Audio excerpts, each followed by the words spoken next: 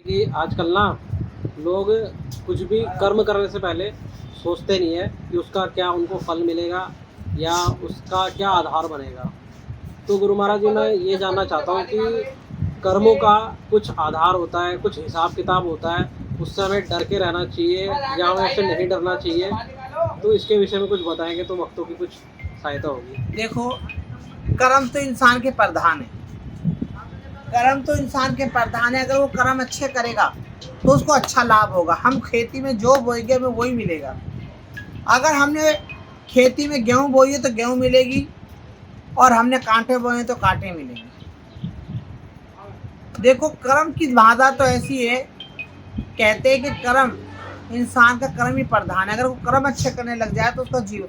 अब लोग कहते हैं कि पिछला कर्म ऐसा था, अगला कर्म, कुछ कर्म ऐसा नहीं था। पिछला कर्म, जो हम कर्म करते हैं हमें वही फल मिलता है। हम माँ बाप की सेवा करेंगे, हमारे बच्चे हमारी सेवा करेंगे। अगर हमारे बच्चे हमारी सेवा नहीं करेंगे, समझो आपने माँ बाप की सेवा नहीं करी। तो बहुत सारे ऐसे चीज हैं जो आपको आंखों को देख, आजकल लोग एक दूसरे पर जलते, कोई कामयाब हो जाता है उसको देख के जलते। तो आप समझ लो अपने लिए गुनाह पैदा कर रहे हो। जो जल रहे हैं वो अपने लिए उसका पाप धुल रहा है, आप अपने पाप बढ़ा रहे हो। आप अपने पाप बढ़ा रहे हो। कारण कि हम अगर किसी की निंदा करते हैं तो उसके पाप धुल जाते हैं, पर अपने पाप बढ़ जाते हैं। तो बुराइयों से तो हमें बचना ही पड़ेगा।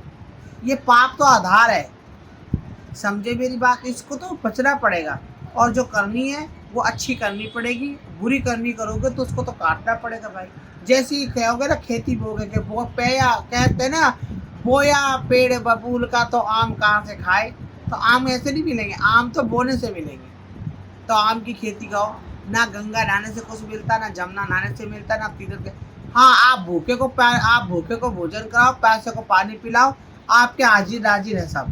परमात्मा भाव से भूखा है। आप अपना भाव अच्छा रखो, सही चलो, सही ध्यान रखो, तो आपका कर्म अच्छा। अपने माँ बाप की सेवा करो। यही परमपिता परमात्मा की विनती है, यही परमपिता परमात्मा है। बोल गुरु गोरखनाथ जी महाराज।